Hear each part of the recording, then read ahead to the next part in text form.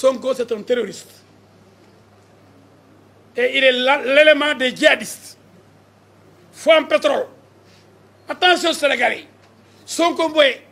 mercenaire bi nga xam ne moom la gars yi yaakaar pour taal Sénégal pour dugg Sénégal nangu suñu pétrole bi bàyyi leen ci xel Sonko sàcc na suufu Sénégal yi bi mu nekkee impôt domaine léegi suuf amatul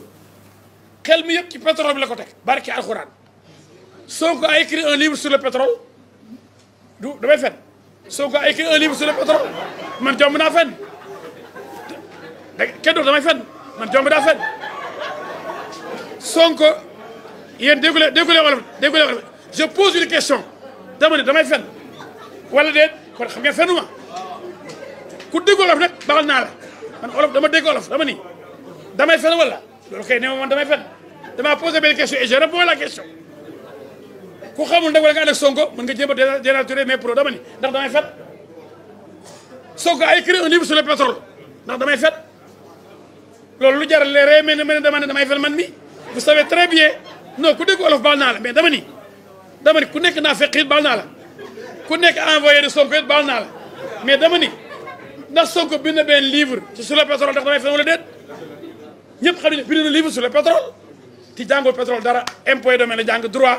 dem ENAM dem def impôt et domaine fu mu jàngee pétrole yow doo ingénieur pétrole yow liggéeyoo ci benn service buy def pétrole mais parce que mercenaire nga damay fen wala déet bind na livre sur le pétrole wala déet damay fen wala déet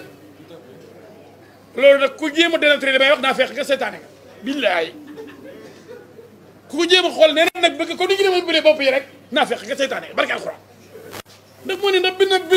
bind li sur le pétrole ndax damay fet mu mel man damay fet mais xoolal ma façon interprétation yooyu rek mais Sénégal mu metti réew mi nu ñu koy defaree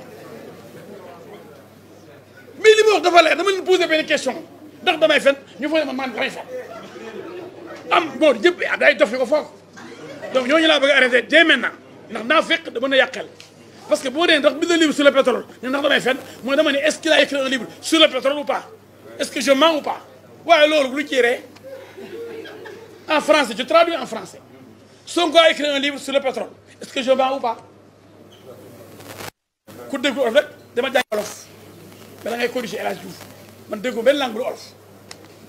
lu leer naña